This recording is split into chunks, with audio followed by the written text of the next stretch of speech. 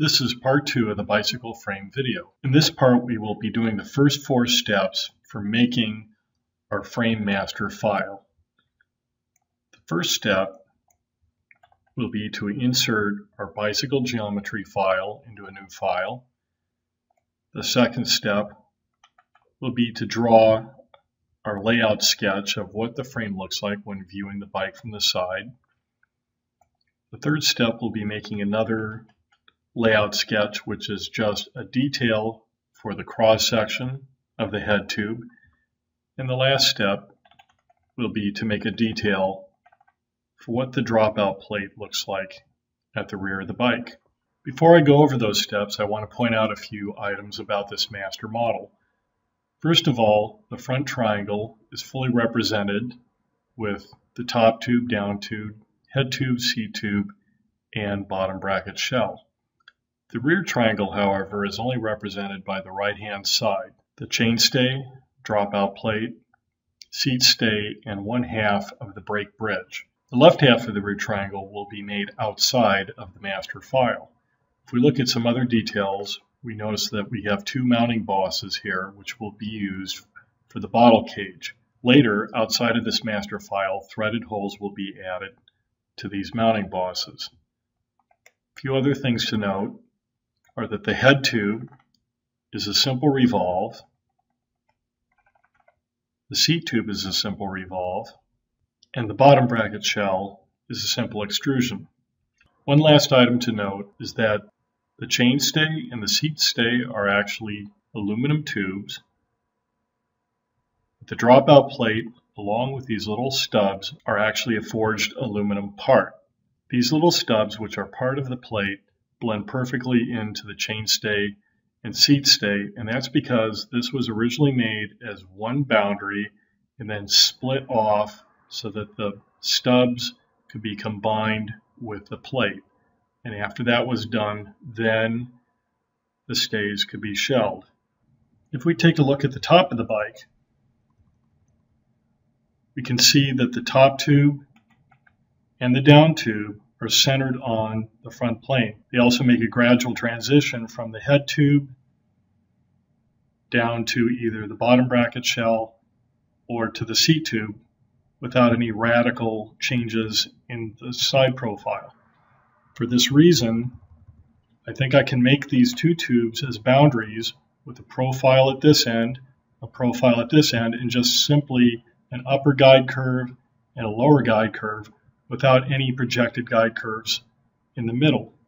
The seat stay and the chain stay, however, are a different story. We can see that these tilt outward from the front plane and also have a complicated path.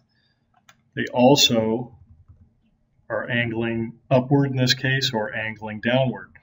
For this reason, you're going to have guide curves for both the top of the stay, the bottom of the stay, and some guide curves that will control the shape of the stay on the outside and on the inside, just like you had to do with your bicycle fork. These guide curves will have to be made by projecting sketches. So we are now ready to actually start making our frame master file. What I'm going to do is roll back the model to the beginning and reproduce steps 1 through 4. The first step is going to be to insert our bike frame geometry. So I'm going to insert part and browsing to our bike frame geometry file. We're going to make sure that we uncheck solid bodies and check unabsorbed sketches and planes, uncheck locate part, and hit the green check mark. And here we see our bicycle frame geometry, the same one that was used to make our bike fork. If we click on the plus sign and open up our planes and sketches, there's only one plane that we need from this inserted file, and that will be the rear dropout plane. So we can hide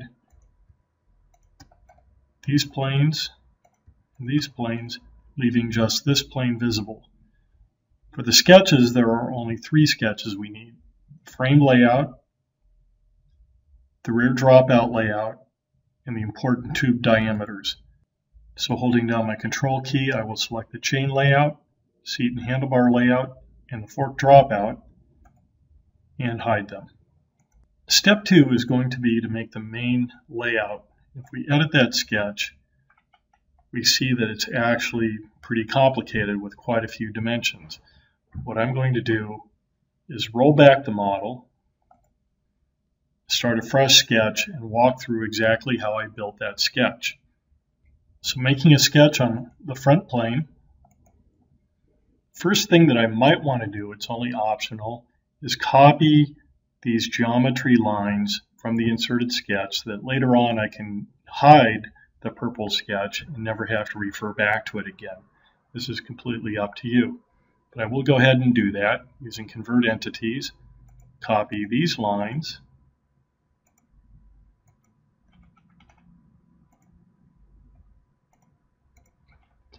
and I will make these construction.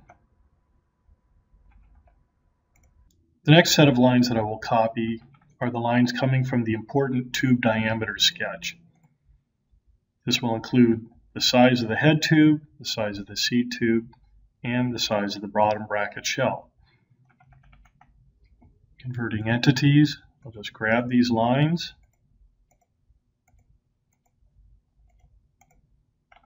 go to the top here, copy the line that represents the top of the seat tube. Then I will also copy these lines here that represent the top of the head tube and where the crown meets the head tube. If I want to, I can copy some of these other entities, but I think I can get away without doing it. However, what I will do here, if I don't plan on copying these lines and drawing some other profile that's different from a straight line, is I will make sure that the endpoints of these copied lines have coincident relations to these corners.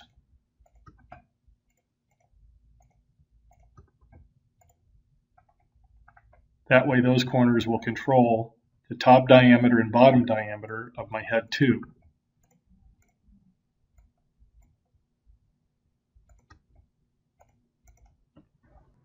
It might also be a good idea to copy this line and this line, which represent the steering tube passing through the head tube.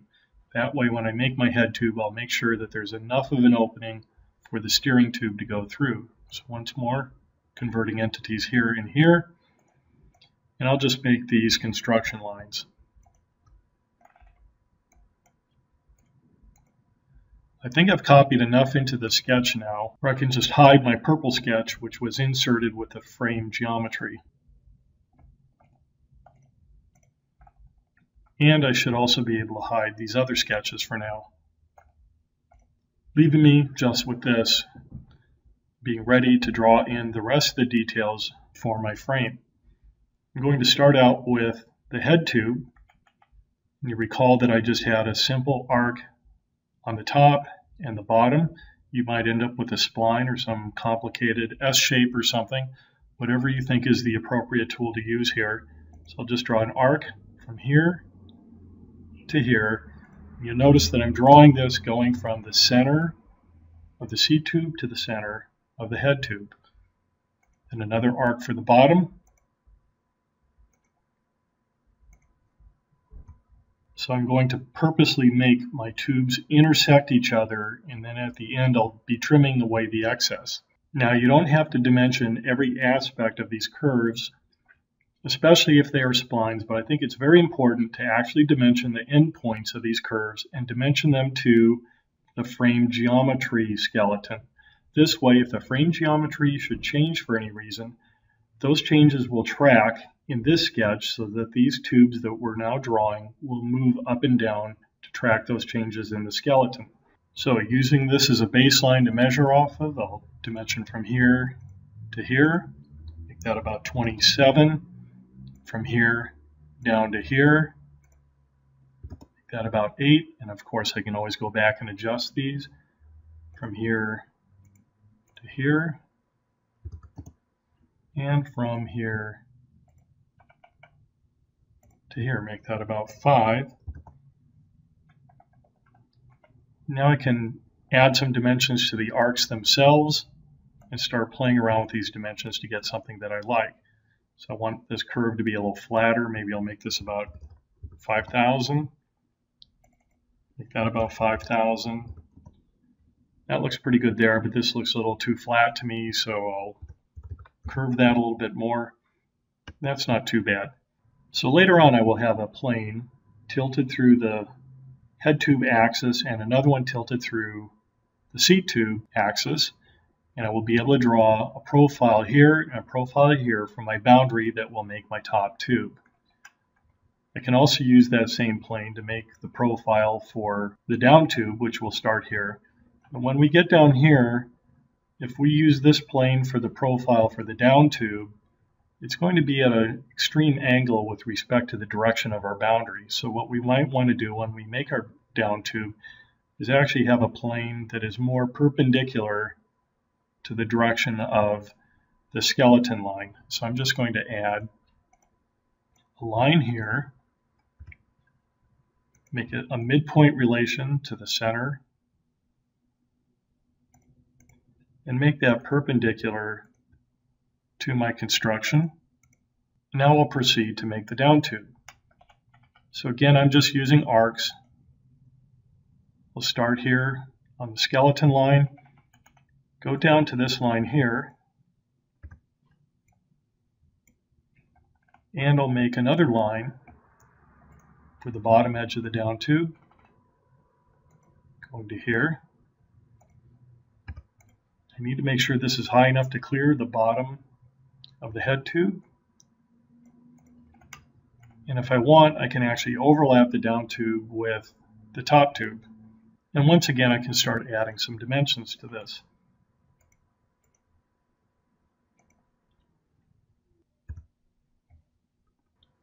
Going back to the bottom again, you see that this is way wider than bottom bracket shell. That of course can't be allowed. This needs to be inside the bottom bracket shell. I'll make that about 35. And then zooming back out, I'll just start tweaking some dimensions here. Maybe make this about 3,500. Do the same here. And the bottom edge here is quite a bit above the crown of the fork, so I can drop this down a little bit. That looks a little bit better. So now we've got our top tube and our down tube. I'll pause to mention right now that if you're planning on making a more traditional looking bike frame that's using round tubing, then you definitely want to make sure that the plane that the round profile is drawn on is going to be perpendicular to any of your skeleton lines. So for example, if I'm going to make a round tube that's either extruded or swept along this line, I want to add a line here that's perpendicular to my skeleton line, and that line will control a plane that is perpendicular to the direction of the skeleton, so that when I make that tube, it will be a perfect circle. If I put a round circle on a plane that is not perfectly perpendicular to the direction of the tube will actually be slightly elliptical as a result. Now that I'm zoomed in to this area, I might as well take care of the head tube. A simple head tube will just be a revolved cylinder, so if that was the case, I could just draw a line connecting from here to here, or I could have copied that from my inserted layout sketch. But I can always do something a little different. I can always have this bulge out like that, or perhaps have a very subtle narrowing down, being careful that it's not so narrow that it impinges upon where the steering tube will come through. In order to have a nice looking bike, you want to make sure that the diameter of the head tube matches the diameter of the crown of your fork. So that diameter should have been controlled with the important tube diameter sketch that was inserted into both this file and into your fork file. In any event, I've decided that I'm going to make a subtle tapering to my head tube.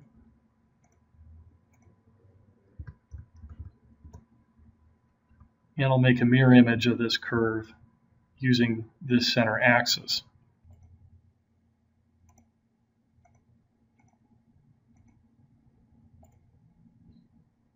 And now we can see the top tube and the down tube fully intersecting with our head tube. Now it's time to tackle the chain stay and the seat stay. The two stays, as I mentioned, are going to be tilting outward from the front plane. The chain stay also tilting upward, and the seat stay downward. We are later on going to have a plane passing through this line that our guide curves are going to be drawn on in order to make the 4 projected guide curves we need, just like we did for the fork. Since we have everything tilted like this and we are going to be using projected curves, I think the right thing to do is have the profile planes be exactly perpendicular to this line, which will have a plane going through it. So making a new line coming through here, make it midpoint to the origin, and make it perpendicular to this line. And then back here, I will also make another line,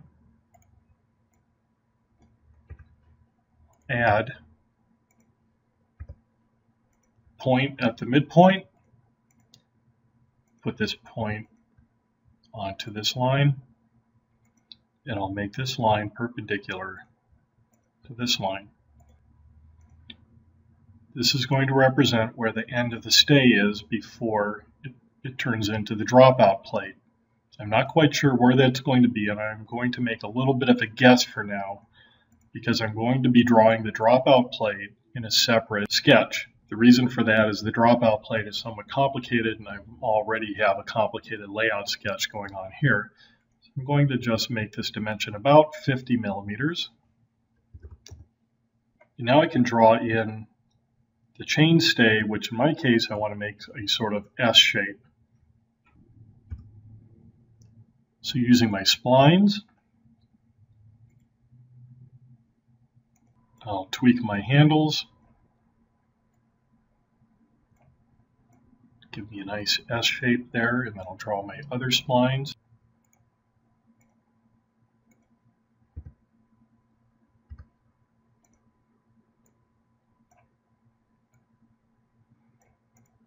And for the stays, we need to have an upper curve, a lower curve, and we need to have a middle curve that will later on be projected with the sketch on this tilted plane in order to create an outer curve and an inner curve. So one more time, this one is going right to the center of the bottom bracket shell. Tweak that. And I'm not going to fully dimension these splines, but what I will do is dimension the width of the stay at this end and at this end.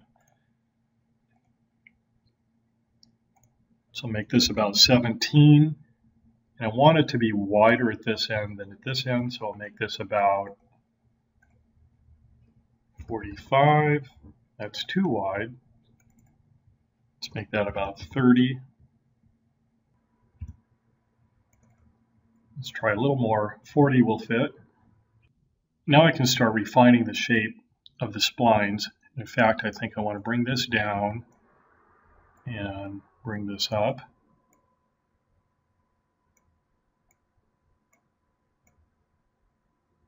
Curve things in this direction instead so that the end of the stay is going more or less in the direction of the geometry skeleton line. That looks pretty good, and I can always refine that later if necessary. So remember, this will represent the top guide, this will be used for the inner and outer guide, and this will be for the bottom guide. Moving on to the seat stay, I'm once again going to draw some lines that are perpendicular to my skeleton. Put one in here, put it in a midpoint relation, perpendicular.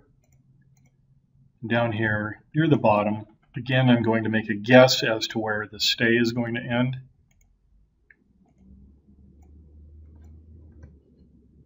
Putting in a point at the midpoint and making that point coincident to the skeleton. And finally perpendicular. I'm going to make this about 52 millimeters, which I might have to come back and change later on. And I can draw another series of splines for the seat stay, or maybe I just want to do some simple arcs this time.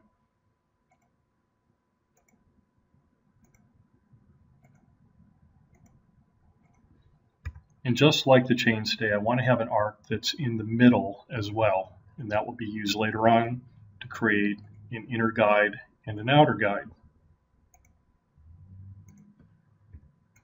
Adding some dimensions, I'll make this about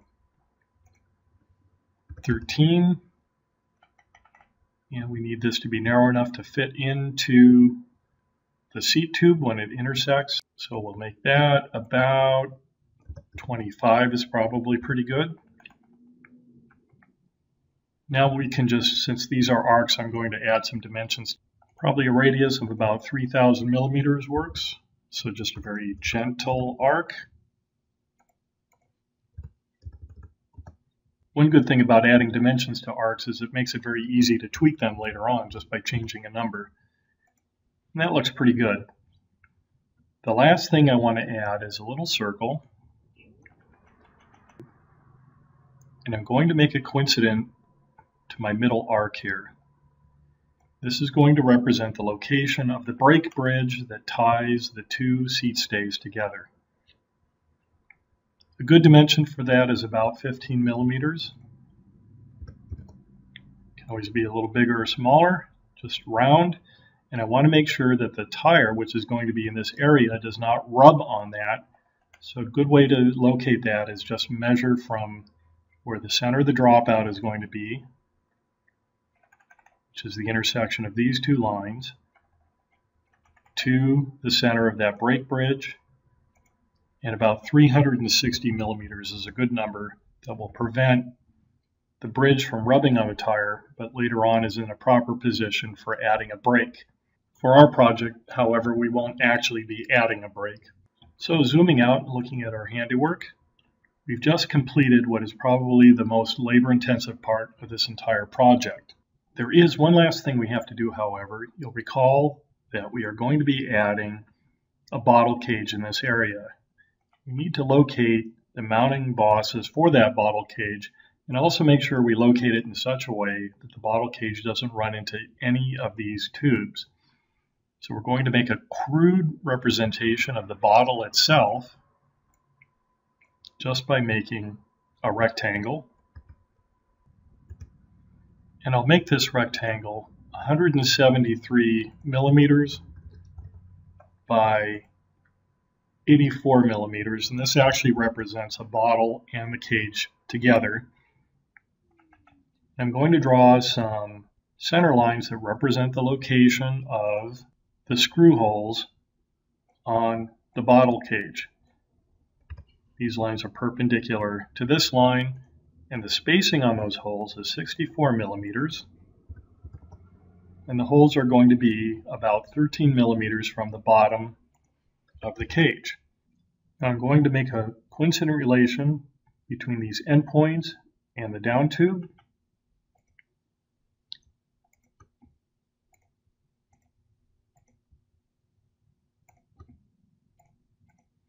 And I'm going to draw a little construction line connecting these together.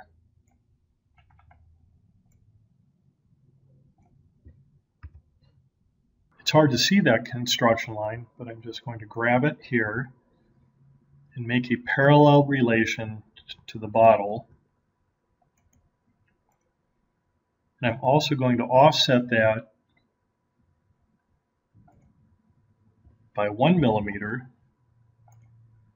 And this line here is going to represent the top of where the mounting bosses on the down tube are going to be located. And then I want the top of the mounting bosses to be about 7.5 millimeters away from the bottle cage.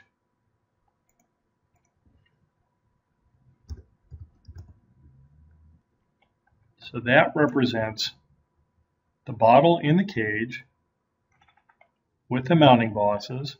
I've drawn it to make sure that there's no interference with any of the tubes. And now I can move this wherever I want. And to parametrically locate it, I'll just add a dimension from the center of the bottom bracket shell to this mounting hole. And I'm going to make that about 200. And you can see we have quite a lot of latitude as to where that can go. Considering how complicated this sketch has gotten, you actually might want to put this into a separate layout. In any event, we finally completed step 2. The next step is fairly easy. We're going to draw a detail layout that's going to control the cross section of the head tube. The head tube has to have a certain sized opening for the bearings and other features to go into the top end and the bottom end. And then once we get past this area, the profile can change a little bit to make sure that there's enough thickness and wall here, but also to make sure that there's enough room for the steering tube. These details can differ considerably on different bikes, so I'm just going to pick some dimensions that I found on a sample bicycle. So rolling back, making a new sketch on my front plane, what I want to do is draw this area. It's going to come down and then taper in a little bit, come back down again, drag this all the way down to here, and do the same thing. Let this flare back out again. And this line and this line should be collinear and parallel to the steering axis. So make these collinear first, make them parallel. And I'll make a copy of my steering axis, make that construction. And I want to dimension this so that this opening is 41 millimeters in diameter. So dimensioning here to the center line and dragging outside to get the full diameter, we'll change that to 41. And I want to make this about 10 millimeters.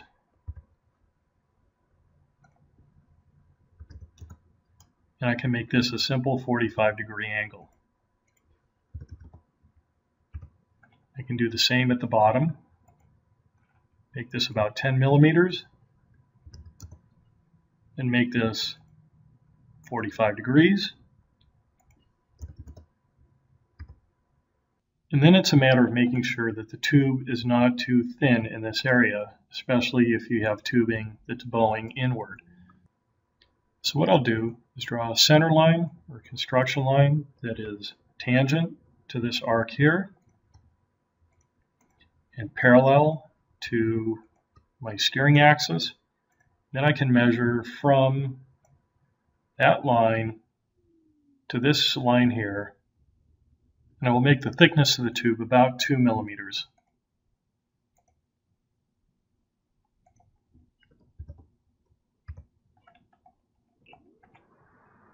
That completes this simple layout sketch.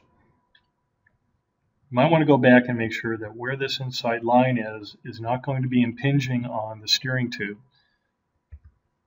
If you've drawn the steering tube into the main layout, you'll immediately be able to see that, or you might have to just momentarily highlight your important tube diameters layout that was inserted into this file. So here's our steering tube.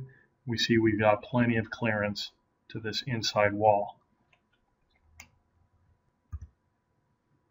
That completes step 3. The last step in this video is going to be to draw the layout for the dropout plate. I've purposely kept this in a separate sketch because you can see it's a little bit of a complicated shape. You'll notice that the plate is actually overlapping the ends of the stays, and I also have 2 lines drawn here that cut through the stays. This portion of the stay is actually going to be part of the forged dropout plate, as well as this portion here. And these lines drawn into the sketch are going to tell us where to split apart the stays, which will create little stubs for the plate and tubes for the stays. So rolling back once again and reproducing the sketch, I'm going to draw on the front plane, but I could also draw this onto the rear dropout plane if I like. It doesn't matter which, because later on I will be copying the sketch onto the rear dropout plane. So on my front plane sketch, I want to make the rear dropout layout sketch visible. The first thing I want to do is copy these lines. It's important that you do not alter these. So using Convert Entities, copy those lines, if I'm going to alter anything at all, is I can stretch these lines back and forth if I like. For my plate, I'm also going to copy these portions here,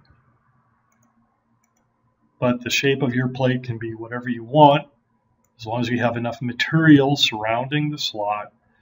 Then I'm going to draw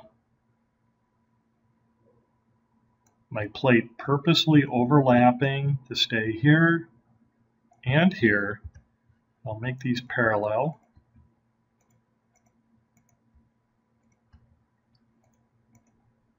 And I'll just start drawing some new lines here. Maybe an arc here to connect these two together.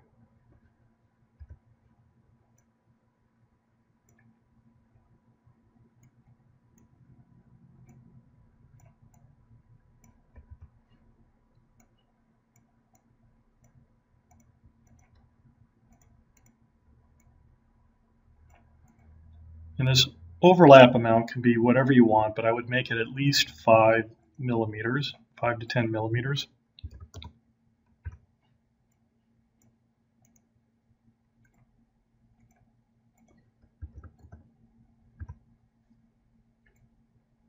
And then how you want the plate to be intersecting with the stays is up to you.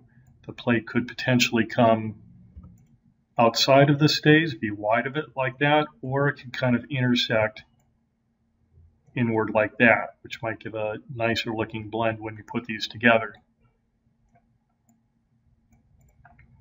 Then finally, I think I'll just draw an arc here connecting these.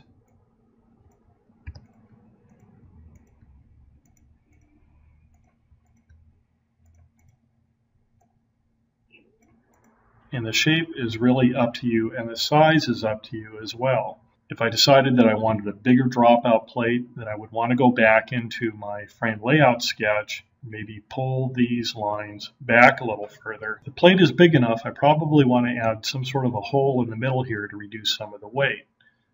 So I can offset some of these entities, maybe about 10 millimeters would be a good number. And maybe I can just make a line that's in line here.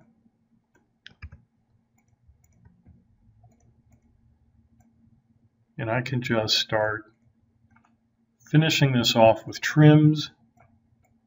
If I want, I can leave these corners sharp and later on add fillets when I actually extrude this plate. I think I'll add a fillet here, since this is coming way up into the stay.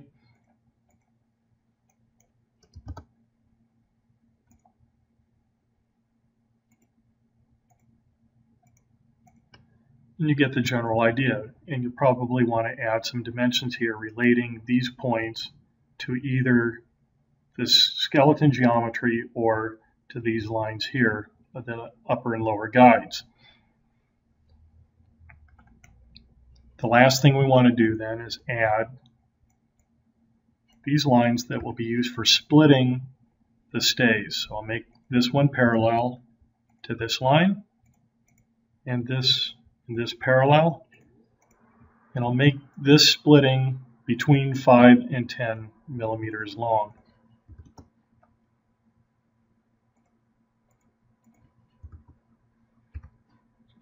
This is going to be the line where the dropout plate is welded onto the stay. Let's just finish this sketch, and I'll roll forward to the actual sketch I had made. So here's my actual sketch that I made for the example file. You can see the hole that will be used to lighten this plate. If you want your plate to be larger, this hole should probably get larger.